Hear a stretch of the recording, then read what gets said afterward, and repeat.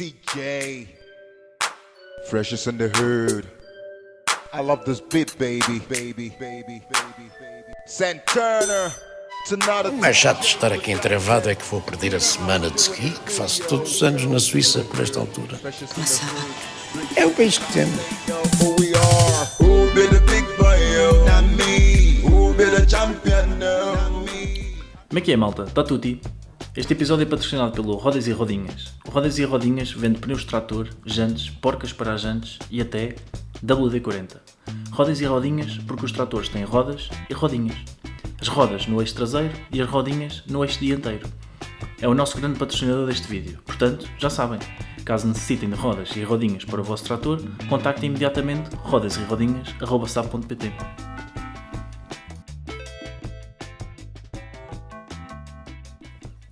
Como é que é? Está tudo? Está tudo e frutti. Bem-vindos ao primeiro episódio sobre o contexto social e enquadramento das políticas públicas. Eu acho que é o primeiro episódio do... É o país que temos. É o país que temos. Pois é. Esqueci-me do nome. Temos um título e tudo, pá. Pois é. Quem diria? Pois é. Vamos voltar atrás ou continuamos? Não, Continuamos. Logo que sim. Que se foda. O primeiro tópico que vamos abordar é precisamente os anos 60, onde Exato. é até o momento que nós quisemos recuar, basicamente. Nós achamos que é relevante os anos 60, que é a década, começo da guerra, uma mudança no regime, Estado Novo, As crises. académicas, exato. Yeah, Pronto. yeah. E acho que é significativo. Yeah. Acho que podemos recuar mais, mas Também não nos apetece ler mais. Também não nos apetece ler muito mais, temos mais que fazer, é verdade. Portanto, os anos 60, como é sabido, começa a guerra colonial em 61, começa a comunidade internacional, pronto, as superpotências, os Estados Unidos e a União Soviética, Exato. começam a exercer pressão sobre sobre a ocupação de Moçambique e Angola, sobretudo. Em 62 há uma crise enorme que leva à demissão Do Marcelo Caetano, do sucessor do regime. do António. Em 68 e 69 também há uns grandes tumultos em Lisboa e em Coimbra. Parece que se enervaram. Portanto, a própria o contexto do país, o contexto social é de tumulto, é de agitação. é de agitação, Tumulto. descontentamento. Exato. Portanto, agora avançando um bocadinho para aquilo que eram as políticas públicas na área de educação, nessa altura existia, na altura da pré-reforma Veiga Simão, uma grande seletividade social no recrutamento universitário, o esgotamento da oferta, o crescimento da procura, uma baixa eficiência do sistema, modos de funcionamento vetustos Muito bem. e práticas pedagógicas obsoletas. Portanto, Que iria levar a uma iminente crise do sistema. Exato. Portanto, aqui é claro como a água, né? Sim, que era necessário reformar, era necessário mudar, alguma coisa tinha que ser feita, talvez inclusive uma aproximação àquilo que eram os modelos de educação na Europa. Foi. E foi o que aconteceu. E foi o que aconteceu. Parece que a gente já sabe o que é que vai acontecer. Por acaso, parecia. Até parece. Acho que não há maior prova de que te preparaste. talvez. Pá, Pronto. Com isto...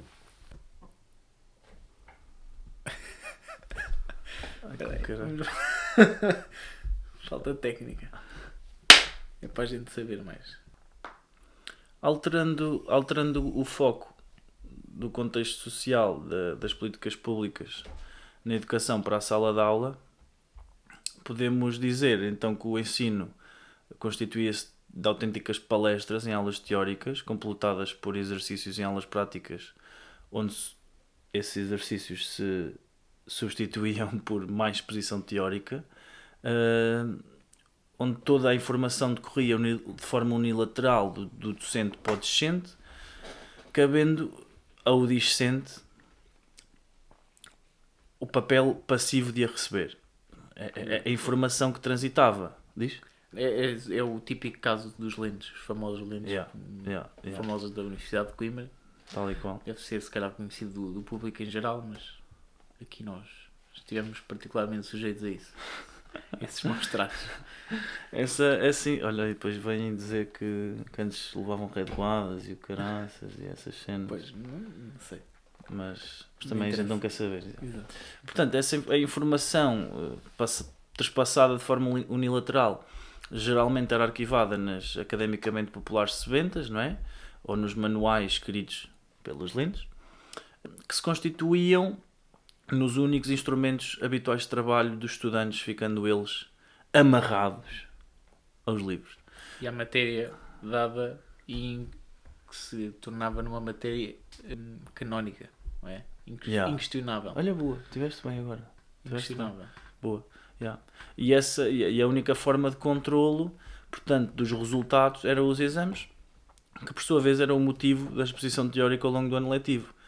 Havia aqui uma jogada bacana entre os exames e o dia-a-dia desta dinâmica unilateral. Portanto, os alunos não eram pedagogicamente induzidos a um trabalho de aprendizagem continuada, ativa e pessoal ao longo do ano letivo, mas sim preparados para fazer os exames. A realização de um exame. Que isto é... Que muitas vezes tinha duas perguntas. Já fizemos sim, exames com uma sim, pergunta. Com uma pergunta de 3 horas. Uma pergunta, tens 3 horas e vamos a elas.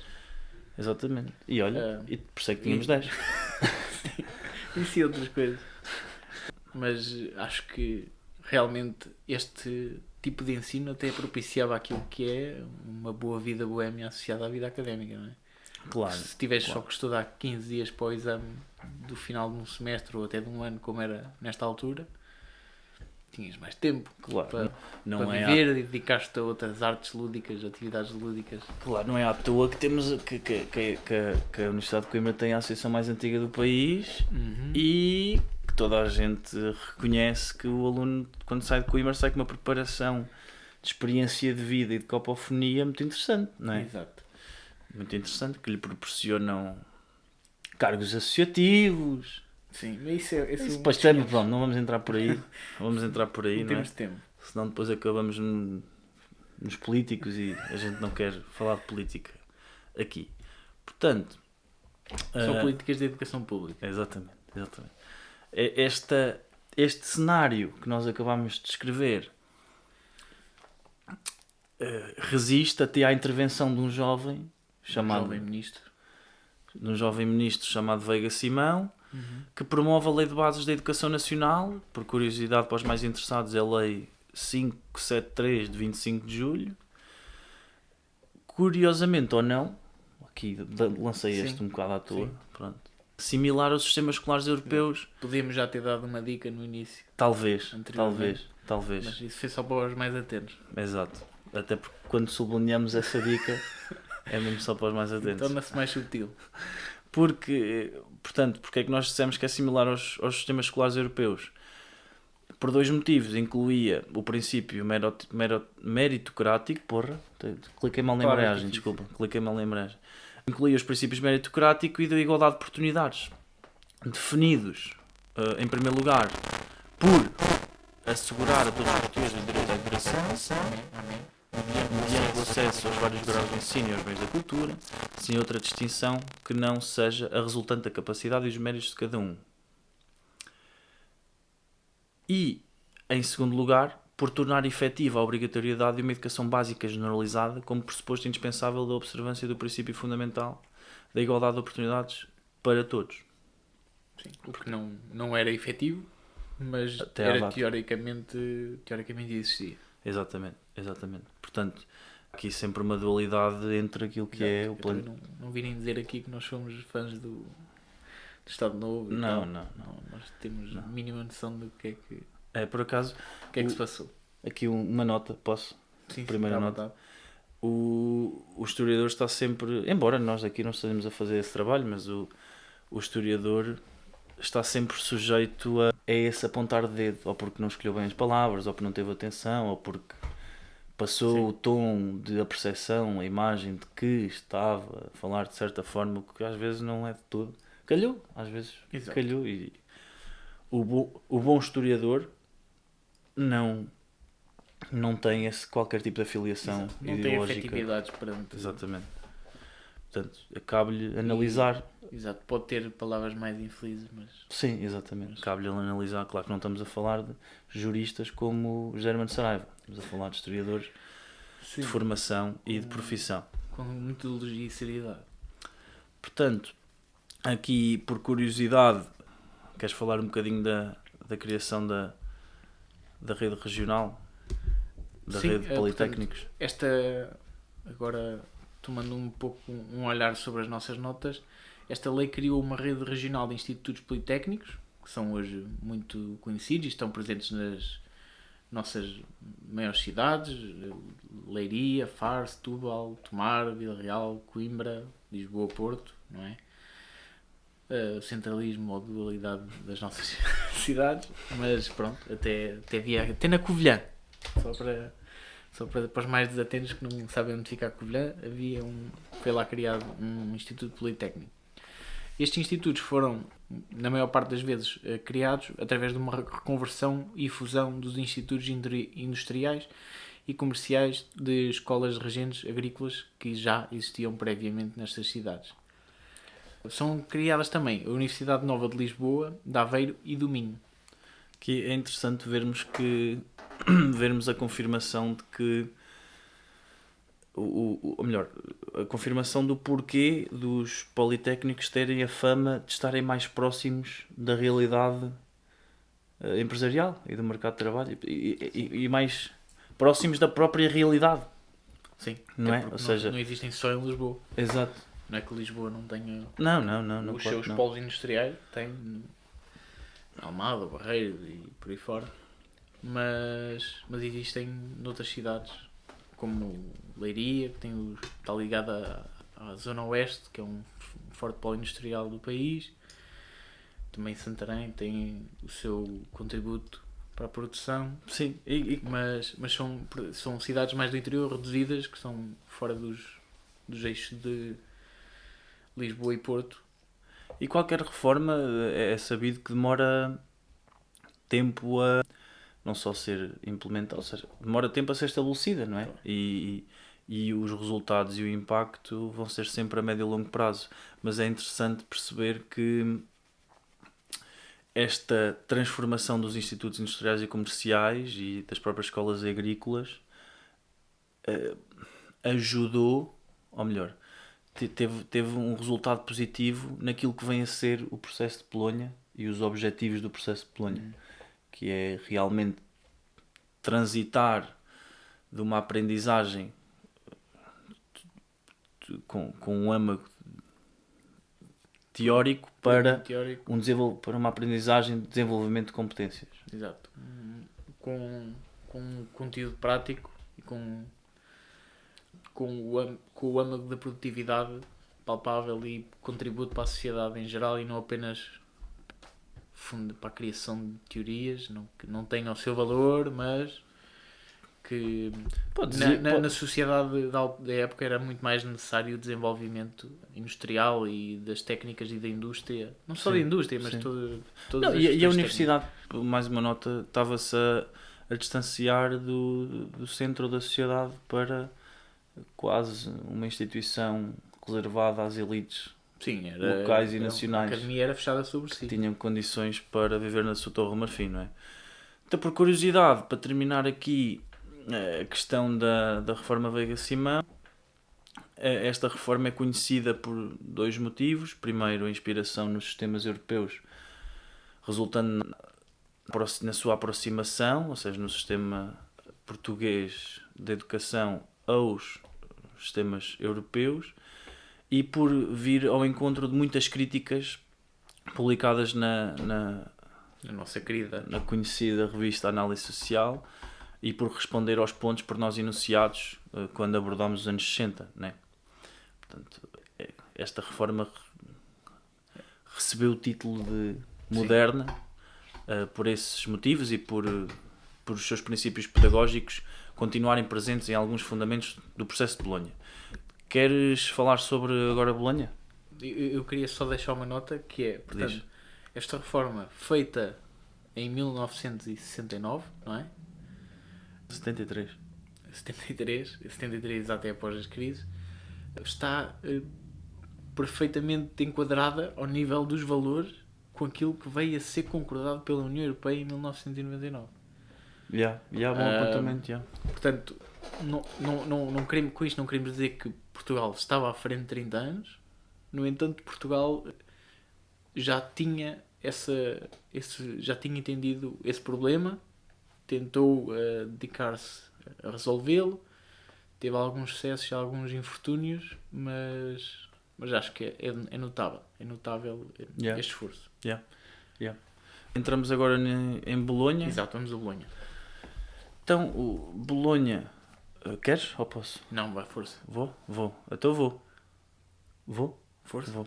Bolonha é subscrita por vários países europeus em 1999. O próprio processo inaugura um espaço europeu do ensino superior, visando, por um lado, a incrementar a mobilidade dos universitários, desde o docente ao discente aos técnicos, e a empregabilidade no continente europeu, assim como a competitividade no ensino superior. Esta importação americana que eu não sou fã, como tu já sabes. Desenvolver? Não vale a pena. Os objetivos desta reforma eram, em primeiro lugar, eram 4. Muito sucintamente, o primeiro era alterar a estrutura do ensino superior, onde este passou a incluir os 3 ciclos de estudos que temos atualmente, a licenciatura, mestrado e doutoramento, o reconhecimento dos graus académicos destes enunciados através de um sistema de acumulação de transferência de créditos, os conhecidos ECTs, promover a mobilidade de estudantes, docentes e investigadores e outro pessoal no espaço europeu, e por último fomentar a cooperação europeia em matéria de avaliação da qualidade. Exato, acho que podemos aqui dissecar um pouco estes 4 temas. Acho que o primeiro é bastante óbvio que é cumprido em certa parte. Pelo menos nós vimos o impacto, sentimos todos. Acho que foi uma coisa que sentimos todos, não é? Porque os Erasmus é uma coisa opcional. Agora, a alteração dos ciclos de estudo não é. Até porque todos nós, se calhar, pensámos em isto lá para fora. Não é? Pensamos. Exato, averiguámos, eu se calhar podia ir para Cambridge, ou acho que o meu curso é válido, os créditos que eu já tenho. Equivalência, sim, nasceu o conceito de equivalência. Nasceu sim, no contexto. Existir uma abertura, não é? Apesar do Reino Unido agora ter saído fora, mas não sei.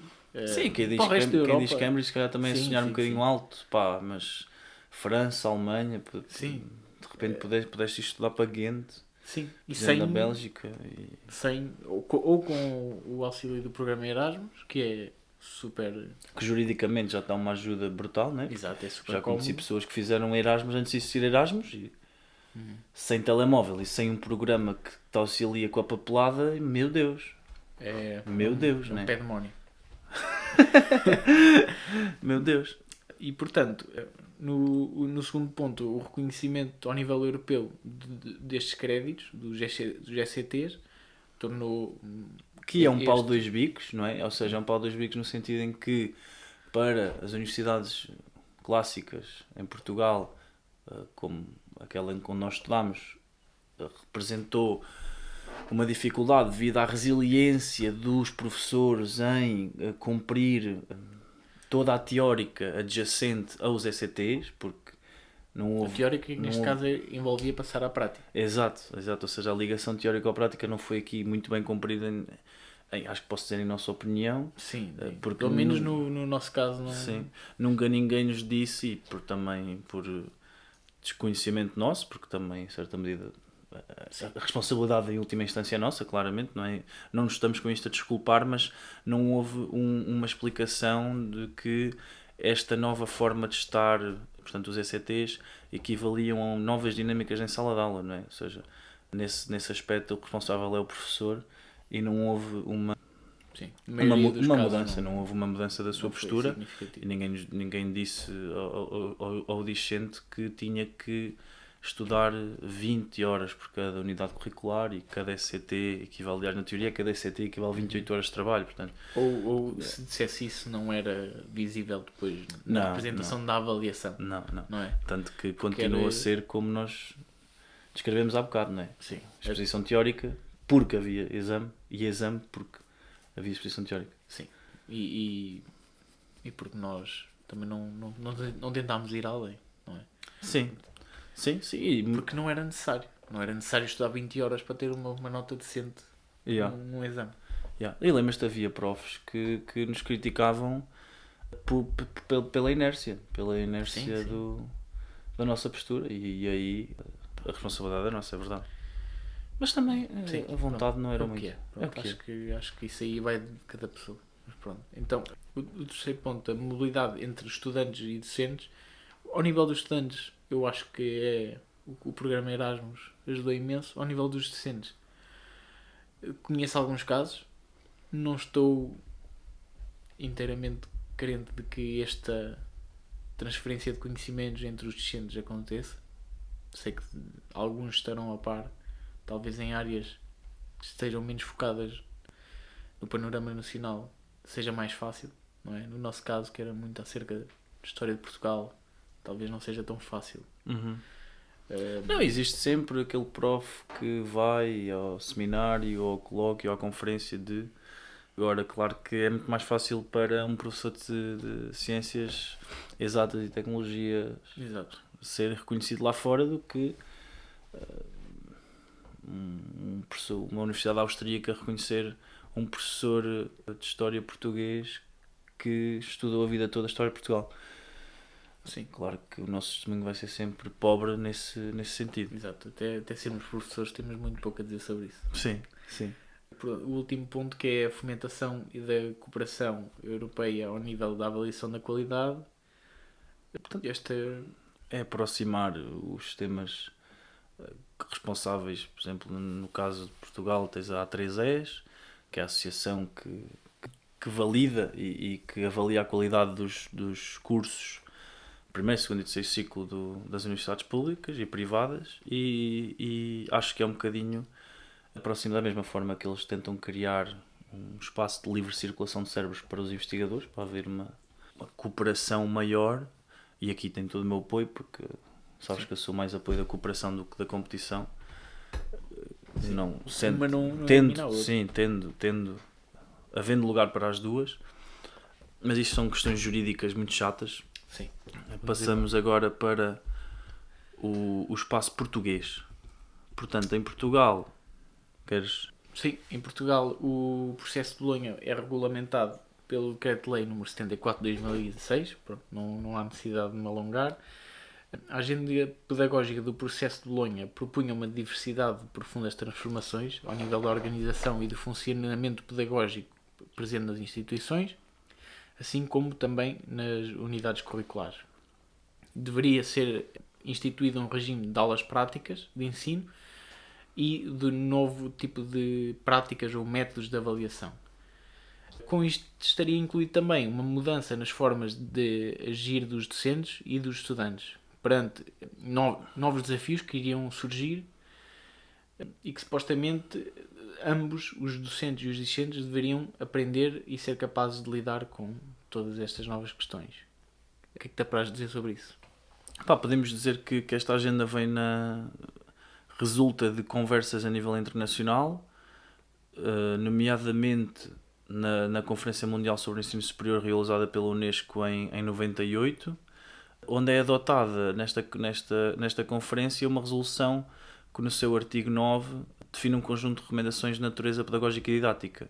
O nome do artigo é elucidativo, chamava-se Abordagens Educativas Inovadoras, Pensamento Crítico e Criatividade, e nele residem um conjunto de recomendações de natureza pedagógica e didática que deviam ser consistentes com a necessidade de se adotar uma nova visão para o ensino superior que pudesse responder às rápidas e profundas transformações das sociedades cada vez mais interdependentes e complexas. E aqui entra a questão e o motivo, acho, que nos fez, em certa medida, ter esta iniciativa de falar sobre este assunto, que é esta mudança na visão, mais do que reestruturações da arquitetura do sistema de ensino, mais do que alterações no financiamento ao ensino superior é esta mudança de chip, de visão, de forma de ver, de encarar todas estas dinâmicas e relações sociais que a globalização e a aldeia global trouxeram. E novos desafios. Exatamente. Portanto, vamos concluir. Queres falar sobre as preocupações adjacentes às recomendações do processo de Bolonha? Sim, estas são essencialmente duas. Em primeiro lugar, a necessidade dos estudantes ocuparem o centro do processo de educação e não o contrário, ou seja, os discentes, e o desenvolverem a capacidade, um diverso leque de capacidades, como o pensamento crítico, a análise e a resolução de problemas, o desenvolvimento de uma autonomia e o desenvolvimento de capacidade de trabalho em equipa, que seriam essenciais ou incontornáveis para se tornarem novos, inovadores, investigadores e para desenvolverem novos métodos relacionados com a organização do ensino. Assim como as formas de avaliação. As formas de avaliação do seu trabalho também deveriam ser alteradas. Por consequência. Por consequência, exato, deixariam de ser adequadas. Portanto, em suma, trata-se de propor um reposicionamento dos papéis dos docentes e dos estudantes, com o estudante a ocupar o centro do processo educativo, expressando uma maior autonomia de desenvolvimento das suas próprias aprendizagens. Por isso é que a própria visão muda a partir do momento que o pivô deixa de ser o professor e passa a ser o aluno.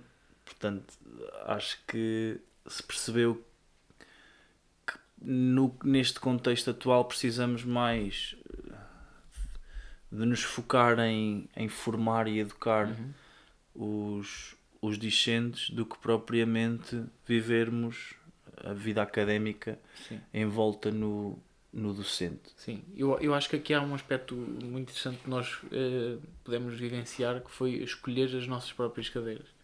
Nós na FLUC tivemos alguma liberdade para escolher as nossas cadeiras, o que teve os seus prós e contras, sem qualquer dúvida. Como tudo. Mas que eu acho que é um aspecto muito positivo, até a questão de podermos escolher um menor ou cadeiras de lista aberta, podemos tirar cadeiras de medicina se achássemos que era o melhor para nós. Sim. Acho que isso é uma importação, neste caso, que eu conheça do... Não, é uma consequência, é uma coisa que os ECTs nos trouxeram bom, né? É essa...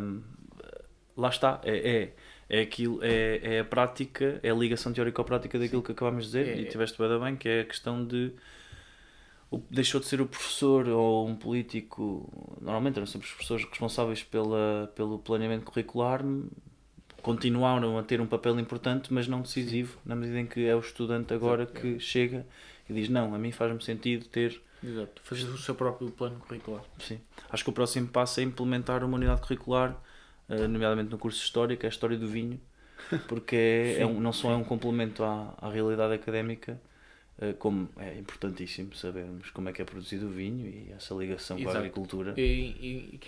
Por exemplo, eu sei que existe o curso de enólogo, mas eu acho que faria mais falta, pelo menos, introdução à enologia e à prova de vinho no contexto académico. Exatamente, concordo. Acho que se há coisa pela qual eu me vou manifestar um dia é pela criação de introdução à enologia 1, introdução à enologia 2 e depois enologia, em que tens... vais para o laboratório e provas os vinhos e aprendes como é que se provam os vinhos. Enologia aplicada, por exemplo, à sociologia.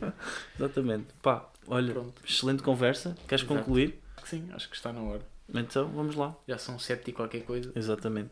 Portanto, para concluir, dizer que as práticas organizacionais e pedagógicas efetivamente continuam a estar um bocadinho distantes da aplicação dos princípios da agenda pedagógica do processo de Bolonha, segundo os académicos, processo esse que orienta as políticas públicas do ensino superior a nível europeu.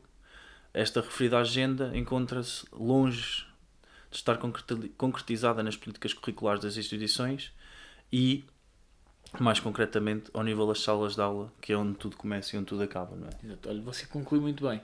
Muito bem. Pronto. Olha, acho que está... Exato. Acho que está na hora. Olha, então vá. À nossa.